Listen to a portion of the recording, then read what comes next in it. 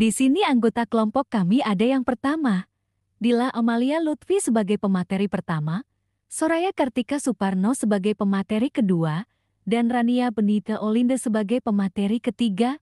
Kepada pemateri pertama saya persilahkan, terima kasih. Assalamualaikum warahmatullahi wabarakatuh. Halo, perkenalkan saya Dila Amalia Lutfi, NPM 122C007. Di sini saya dari tim 5 yang membahas mengenai teori evaluasi ekonomi. Nah, di dalam teori evaluasi ekonomi ini terbagi menjadi 3 ruang lingkup. Yang pertama, teori cost analysis, kemudian cost minimization analysis, teori cost benefit analysis. Oke, teman-teman, mari kita simak untuk penjelasannya.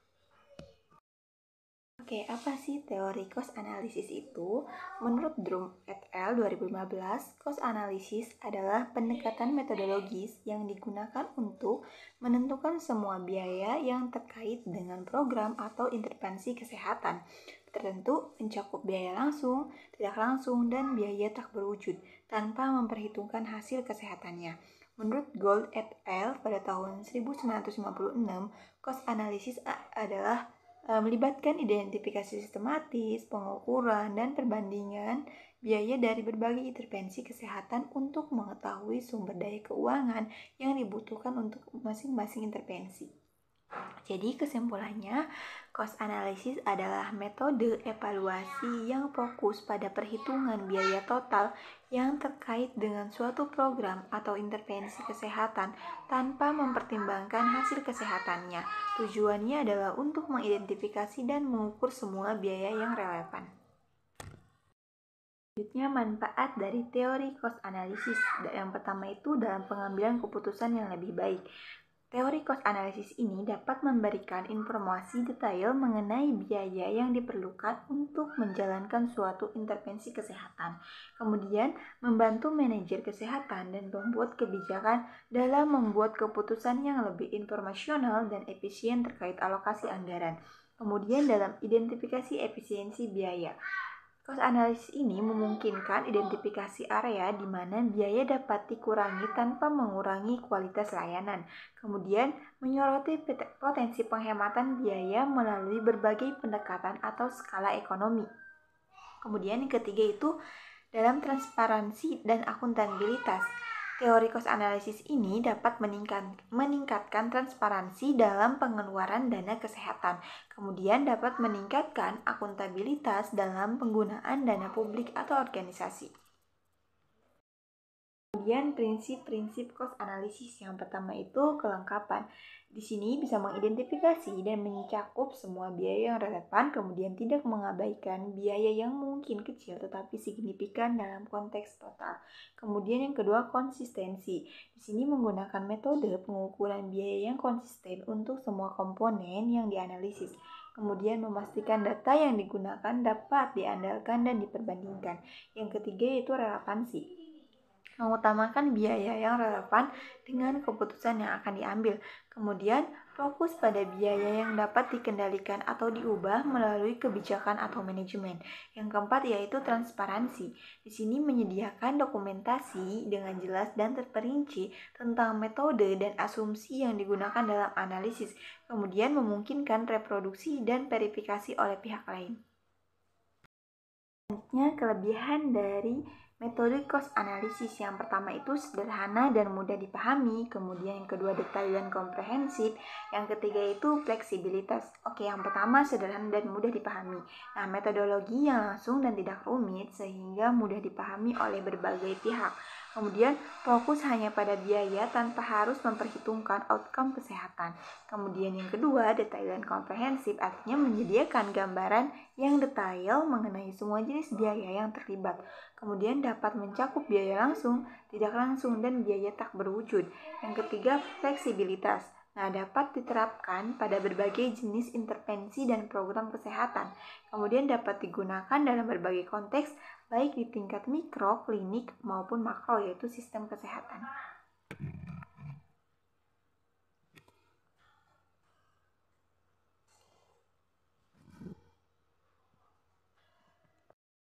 Selanjutnya, kekurangan dari cost analysis. Yang pertama, tidak mempertimbangkan outcome kesehatan. Di sini hanya berfokus pada biaya tanpa mempertimbangkan manfaat atau hasil kesehatan dari intervensi. Kemudian, tidak memberikan gambaran lengkap tentang efektivitas program. Kemudian, yang kedua, potensi ketidaklengkapan data, artinya kesulitan dalam mengidentifikasi dan mengukur semua biaya yang relevan, terutama biaya tidak langsung dan biaya tidak terwujud.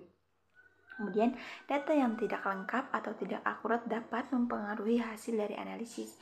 Kemudian, kekurangan yang ketiga yaitu keterbatasan dalam pengambilan keputusan, di mana metode ini tidak cocok untuk membandingkan intervensi dengan outcome kesehatan yang berbeda dan hanya efektif jika digunakan dalam konteks di mana outcome kesehatan dianggap setara. Lalu bagaimana sih langkah-langkah dalam menentukan cost analysis? Yang pertama yaitu definisi perspektif, di mana kita ini menentukan perspektif analisis seperti perspektif penyedia layanan kesehatan, perspektif pasien, atau perspektif masyarakat. Kemudian yang kedua itu identifikasi biaya, mengidentifikasi semua jenis biaya yang relevan dari perspektif yang dipilih. Yang ketiga yaitu pengumpulan data, mengumpulkan data biaya menggunakan berbagai sumber seperti laporan keuangan, data klaim asuransi, dan data survei. Kemudian yang keempat, analisis data. Menganalisis data untuk menentukan total biaya dan mengidentifikasi area potensial untuk efisiensi biaya. Kemudian pelaporan hasil, menyusun laporan yang menyajikan temuan dan rekomendasi untuk pengambilan keputusan. Kemudian gimana sih contoh dari penerapan teori cost analysis? Di sini kelompok 5 mengambil contoh dari analisis biaya pembelian mesin jahit, yaitu sebuah perusahaan tekstil ingin membeli mesin jahit baru dengan harga 25 juta.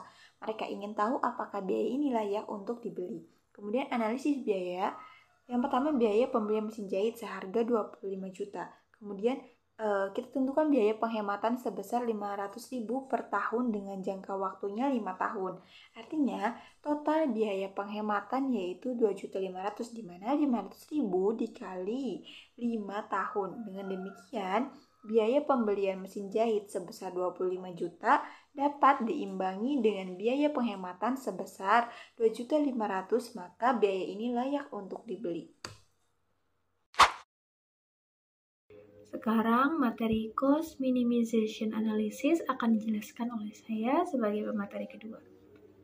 Baik, pertama ada di definisi. Definisi cost minimization analysis adalah tipe analisis yang menentukan biaya program terendah dengan asumsi besarnya manfaat yang diperolehnya itu sama. Analisis ini digunakan untuk menguji biaya relatif yang dihubungkan dengan intervensi yang sama dalam bentuk hasil yang diperoleh. Kegunaan analisis cost minimization itu untuk menguji biaya yang relatif yang dihubungkan dengan intervensi yang sama dalam bentuk hasil yang diperoleh. CMA ini digunakan ketika dua intervensi telah terbukti untuk menghasilkan sama atau serupa. Jadi, jika dua terapi dianggap setara, maka hanya biaya intervensi yang perlu dipertimbangkan. Selanjutnya ada prinsip-prinsip cost minimization analysis, yaitu yang pertama ada kesetaraan efek. Mengharuskan bahwa semua intervensi yang dibandingkan memiliki outcome kesehatan yang sama nih, menggunakan bukti klinis yang kuat untuk memastikan kesetaraan efeknya. Lalu ada pengukuran akurat biaya, yaitu mengidentifikasi semua biaya yang relevan dan memastikan pengukurannya dilakukan dengan akurat. Yang ketiga ada relevansi dan keterikatan. Jadi memastikan bahwa hasil yang dianalisis ini dapat diterapkan dalam praktik klinis atau kebijakan kesehatan. Ya, selanjutnya ada transparansi, yaitu menyediakan dokumentasi yang jelas tentang metode yang digunakan untuk menghitung biaya, memungkinkan verifikasi dan reproduksi hasil oleh pihak lainnya. Oke, selanjutnya di sini ada kelebihan CMA. Secara historis, CMA atau Cost Minimization Analysis itu direkomendasikan untuk evaluasi percobaan ekonomi dalam menemukan adanya suatu perbedaan yang signifikan dalam suatu efektivitas. Kemudahan dalam analisis dan intervensi CMA akan sesuai bila digunakan untuk percobaan acak yang dirancang untuk menguji hipotesis kesetaraan eksplisit atau non-interiority antara dua terapi tersebut. CMA juga dibenarkan untuk suatu perbandingan antar obat dalam kelas farmakologis yang sama, sesuai nih dengan penelitian sebelumnya atau efektivitasnya yang sama. Bias yang minimal pada CMA ini diprediksi di awal untuk beberapa percobaan non-inferioritas, di mana ada nih perbedaan substansial dalam biaya pengobatan yang mungkin untuk melihat perbedaan yang masuk akal dalam keberhasilan atau biaya lainnya. Nah, selanjutnya ini ada nih kekurangan CMA. Suatu kekurangan yang nyata dari analisis cost minimization yang mendasari sebuah analisis adalah pada asumsi pengobatan dengan hasil yang ekivalen. Jika asumsi tidak benar, dapat menjadi tidak akurat. Pada akhirnya, studi menjadi tidak bernilai. Nah, pendapat kritis analis cost minimization hanya digunakan untuk prosedur hasil pengobatan yang sama menurut Orion 1997. CMA hanya menunjukkan biaya yang diselamatkan dari suatu pengobatan atau program terhadap pengobatan ataupun program yang lainnya. CMA ini tidak berfungsi ditandai dengan adanya situasi yang jarang, di mana CMA ini merupakan metode analisis yang cocok ketika terdapat data sampel pada harga dan dampak. Donaldson et al. Mengungkapkan bahwa ketika mendesain evaluasi ekonomi prospektif, tidak mungkin nih menentukan teknik analisis karena datanya tidak diketahui. Sehingga ketika data tidak diketahui, penggunaan CMA juga jarang cocok sebagai metode analisis. Nah, di sini ada sebuah contoh nih, kasus pengobatan infeksi saluran kemih ISK. Yang pertama, kita analisis dulu biayanya. Kita tulis dulu biayanya nih. Di sini ada metode A dengan antibiotik oral dan juga metode B antibiotik 4. Nah, untuk metode A ini ada biaya obatnya itu 500.000, biaya konsultasi dokternya itu 200.000, biaya tes laboratoriumnya 100.000, jadi total keseluruhannya itu 800.000. Nah, untuk metode B itu biaya obatnya 1 juta dengan biaya konsultasi dokternya 200.000 dan juga biaya tes laboratorium 100.000. Ada tambahan juga di sini biaya rawat inap sebesar 500.000. Jadi untuk total metode B itu 1.800.000. Nah, setelah itu kita analisis nih cost analisisnya. Metode A ini terlihat lebih murah daripada metode B. Metode A kan 800, metode B-nya 1.800, beda 1 juta gitu. Nah, CMA-nya karena outcome kesehatan yang sama, metode A ini lebih dipilih karena lebih hemat biaya. Jadi dalam kasus ini tuh di rumah sakit tersebut itu memilih dengan metode A, antibiotik oral, karena biayanya itu lebih rendah dan hasil pengobatan yang diharapkan itu sama dengan metode B. Nah, hal ini itu menunjukkan pentingnya untuk mempertimbangkan efisiensi biaya dalam pengambilan keputusan kesehatan di rumah sakit. Ini ada langkah-langkah dalam menentukan CMA. Yang pertama, kita tentukan dulu tujuan analisisnya.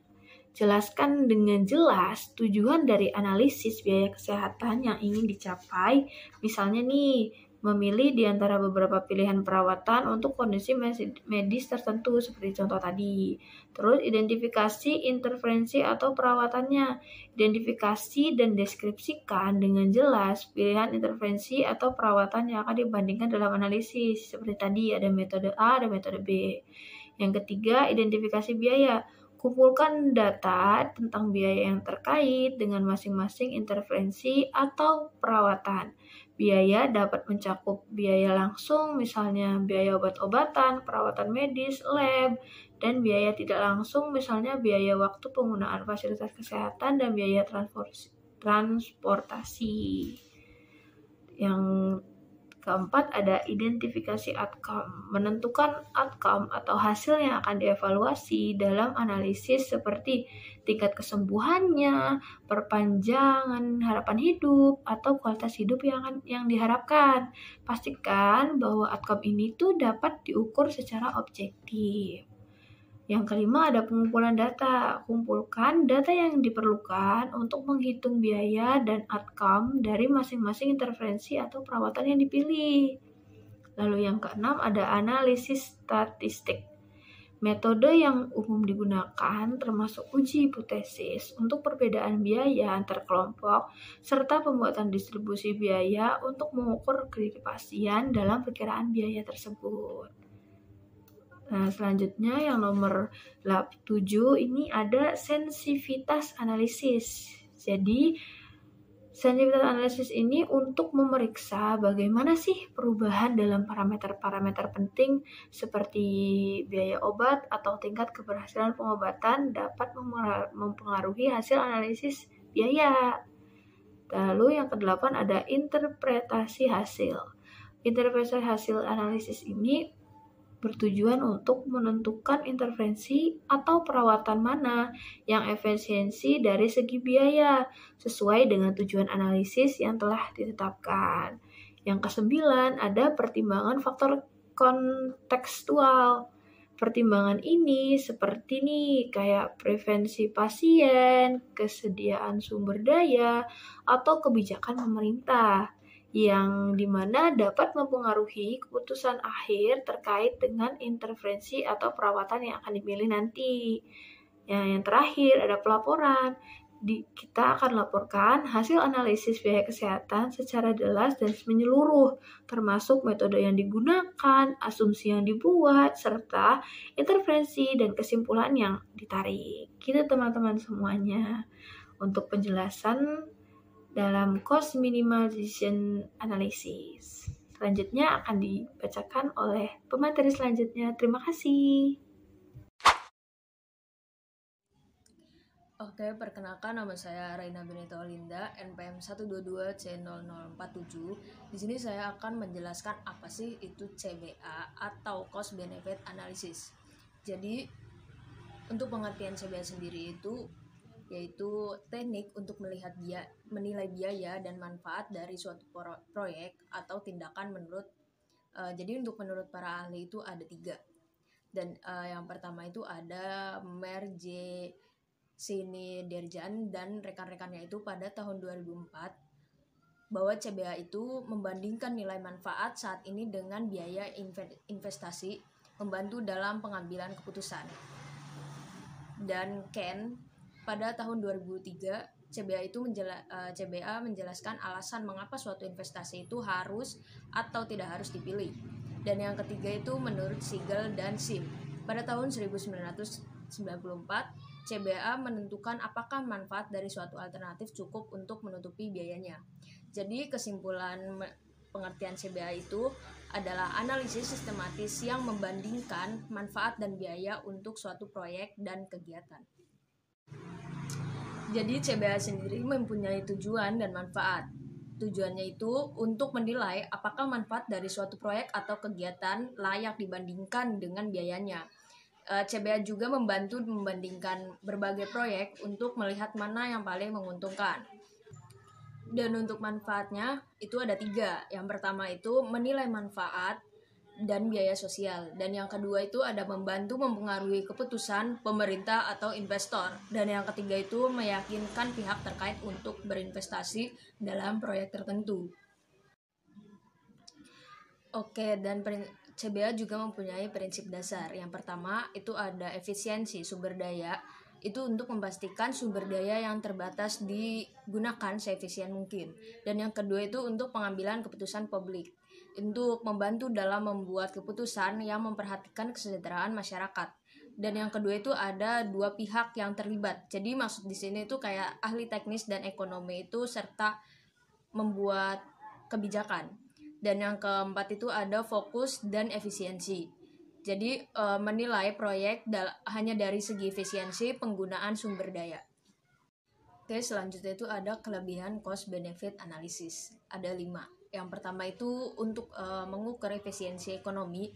Ketika satu pilihan dapat meningkatkan efisiensi, pilihan tersebut itu harus diambil.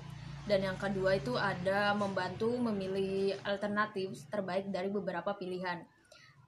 Dan yang ketiga ada mengontrol perkembangan proyek di masa depan. Yang keempat itu mengkuantifikasi biaya dan manfaat yang tidak mudah diukur. Dan yang kelima itu alat berharga dalam pengambilan keputusan memberikan titik awal evaluasi proyek. Selanjutnya itu ada kekurangan cost benefit analysis. Yang pertama itu sulit untuk barang publik. Di sini maksudnya itu kayak untuk menghitung nilai ekonomi untuk barang-barang publik itu dengan BCA seringkali sulit dilakukan. Dan yang kedua itu tidak mengukur aspek multidimensional. Jadi CBA itu tidak dapat mengukur aspek seperti keberlanjutan, etika, partisipasi publik, dan nilai sosial lainnya. Dan yang ketiga itu ada hanya memberikan informasi. Jadi CBA itu hanya berfungsi sebagai alat informasi bagi pengambilan keputusan, bukan keputusan itu sendiri. Yang keempat itu perhitungan nilai sekarang. Perhitungan nilai sekarang atau present value bisa menyesatkan jika tingkat diskonto yang digunakan tidak realistis. Yang kelima, ada potensi ketidakakuratan, yaitu kesalahan manusia dapat menyebabkan biaya atau manfaat tertentu tidak teridentifikasi atau tidak terukur dengan benar, yang mengarah pada analisis yang tidak akurat. Oke, baik, selanjutnya itu ada langkah-langkah pengukuran CBA. Jadi, yang pertama itu identifikasi program atau proyek yang akan dianalisis. Pilih program atau proyek yang akan dianalisis, semakin banyak pilihannya itu semakin baik hasilnya. Dan yang kedua itu definisikan setiap program atau proyek dengan jelas untuk membedakan masing-masing intervensi. Dan yang kedua itu identifikasi biaya dari tiap program atau proyek. Jadi klasifikasikan semua komponen biaya dari setiap program atau proyek termasuk biaya investasi, operasional, pemeliharaan, risiko kehilangan, dan kerusakan. Dan yang ketiga itu menghitung total biaya dari masing-masing program atau proyek. Jadi menghitung total biaya dari setiap program setelah semua komponen biaya itu teridentifikasi dan diklasifikasikan. Oke, selanjutnya itu ada yang keempat. Yang keempat itu identifikasi dan mentransformasi manfaat dalam bentuk uang. Jadi manfaatnya itu ada 2. Yang pertama itu ada manfaat langsung dan manfaat tidak langsung. Jadi manfaat langsung di sini itu adalah kepuasan yang dirasakan oleh penerima manfaat utama baik dalam bentuk nyata yaitu barang dan tidak nyata yaitu jasa. Dan untuk manfaat tidak langsung itu adalah manfaat yang dirasakan oleh pihak lain yang bukan penerima manfaat utama dari program tersebut. Dan next yang kelima itu menghitung total manfaat. Manfaat langsung itu dihitung dengan menguangkan biaya keuntungannya. Dan untuk manfaat tidak langsung itu jadi dihitung dengan menguangkan biaya akibat kerugian yang ditimbulkan. Hasil akhirnya adalah total benefit, yaitu dari jumlah benefit langsung dan tidak langsung. Dan yang keenam itu menghitung discounting. Jadi maksudnya di sini itu kayak disesuaikan nilai uang di masa mendatang dengan nilai saat ini menggunakan tingkat diskonto atau discount rate yang disesuaikan dengan suku bunga yang berlaku. Keterangannya itu ada I, inflasi, dan T itu tahun. Yang ketujuh itu ada melakukan analisis pilihan dari program yang paling menguntungkan. Jadi gunakan rasio biaya manfaat atau benefit cost ratio untuk menilai kelayakan setiap program atau proyeknya. Jadi rasio B atau C lebih dari 1 menunjukkan program layak, sedangkan B atau C untuk gunakan metode lainnya itu seperti net present value atau yang disebut dengan NPV, internal rate of return atau disebut dengan IRR, dan profitability ratio untuk analisis lebih lanjut. Yang kedelapan ada contoh perhitungannya nih, yaitu Net Present Value atau NPV, yaitu menghitung nilai neto saat ini. Yang kedua ada Internal Rate of Return, IRR, menghitung tingkat bunga saat NPV sama dengan 0. Yang itu terus ada Profitability Ratio, membandingkan present value dari net benefit dengan investasi. Yang terakhir itu ada less cost, yaitu untuk memilih proyek dengan biaya paling kecil jika keuntungan itu tidak dapat dikuantifikasi.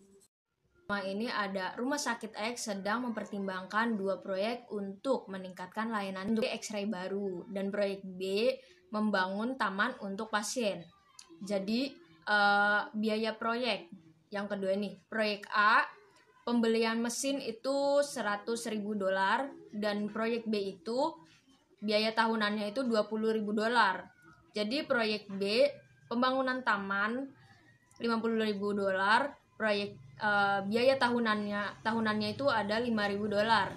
Jadi total biaya dalam 5 tahun itu proyek A yaitu 100.000 ditambah 5 dikali 20.000 jadi 200, dan proyek B 50.000 ditambah 5 kali 5.000 sama dengan 75.000. Manfaat proyeknya itu secara langsung pendapatan tambahan 50.000 per tahun dari layanan X-ray baru. Ini untuk proyek A ya. Untuk manfaat tidak langsungnya yaitu peningkatan kualitas layanan medis dan juga mengurangi waktu tunggu pasien untuk X-ray. Nah, proyek B manfaat langsungnya itu untuk meningkatkan kenyamanan dan juga kepuasan pasien dan pengunjung.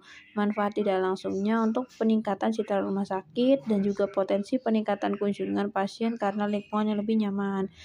Analisisnya, proyek A ini menghasilkan keuntungan sebanyak 50.000 dalam 5 tahun, dan proyek B ini akan meningkatkan kesejahteraan pasien dan juga citra rumah sakit. Jadi untuk keputusan semuanya itu, proyek A baik untuk meningkatkan sakit dan proyek B itu baik untuk meningkatkan kepuasan pasien dan citra rumah sakit. Oke, baik, di sini saya akan menjelaskan kesimpulannya nih. Jadi terdapat 3 teori dalam evaluasi ekonomi, khususnya itu dalam kesehatan. Jadi teori tersebut diantaranya itu ada cost analysis. Jadi teori cost analysis ini mengacu pada pengumpulan, analisis, dan interpretasi informasi biaya terkait dengan suatu kegiatan atau proses.